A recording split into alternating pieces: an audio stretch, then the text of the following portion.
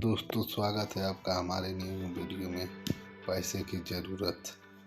गरीब भिखारी को दान तो हम सब ने दिया है। दान देना बहुत अच्छी आदत भी है, लेकिन यकीन मानिए इस कहानी में किसी ज़रूरतमंद की मदद करने का जो तरीका बताया गया है वो ज़रूर ही आपके दिल को छू लेगा। इस कहानी को सुनकर आप भी सोचेंगे कि क्यों न किसी ज़रूरतमंद की इसी प्रकार सहायता की जाए। एक दिन मैं पैदल किसी रास्ते से जा रहा था। मैंने देखा कि सामने बिजली के खंभे में पेपर चिपका पड़ा है।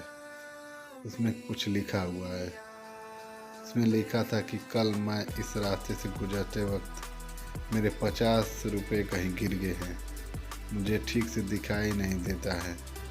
कृपया इस रास्ते पर कहीं भी किसी को भी मेरे 50 रुपये मिले तो इस पते पर पहुंचा दे। नीचे लिखे पते को पढ़कर मेरा मन वहां जाने का करने लगा। फिर मैंने उस पते को याद किया, उसकी तरफ बढ़ने लगा। वहां जाने के बाद जब मैंने आवाज़ लगाई तो देखा कि गली के आखिरी में एक झोपड़ी है और वहां से एक बूढ़ी औरत लाठी के सहारे बाहर निकल रही है। मुझे मालूम हुआ कि वो वृद्धा वहाँ अकेली रहती थी। बूढ़ी औरत के सामने आने पर मैंने उसे कहा कि माँ जी, आपके 50 रुपये जो गिरे थे वो मुझे मिले हैं। ये रहे आपके 50 रुपये। मेरी बात सुनकर बूढ़ी औरत रोने लगी और कहा, बेटा, कल से अब तक 20 से 25 लोग मुझे 50 रुपये दे कर जा चुके हैं।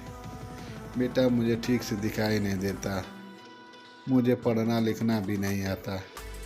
न जाने किसने मेरी हालत देखकर मेरी मदद के लिए ऐसा किया है। मेरे बहुत कहने पर उस बूढ़ी औरत ने मुझसे 50 रुपये तो ले लिए, लेकिन मुझसे विनती करते हुए कहा कि बेटा, जाते वक्त वो संदेश जरूर फाड़ कर फेंक देना। न जाने किसने मुझ पर तरस खाकर ऐसा किया है। मैंने हाँ में सिर हिलाते हुए बूढ़ी औरत की बात पर हामी भर ली। थोड़ी दूर जाने के बाद मैं सोचने लगा कि आखिर मुझसे पहले आए उन 20-25 लोगों को भी तो उस बूढ़ी औरत ने वो संदेश फाड़ने को कहा होगा, लेकिन किसी ने उसे अब तक फाड़ा नहीं, तो फिर मैं कैसे उसे फाड़ दूँ।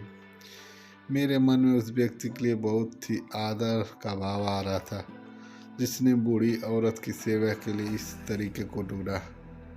मेरा मन उस व्यक्ति के लिए कृतज्ञता से भर चुका था।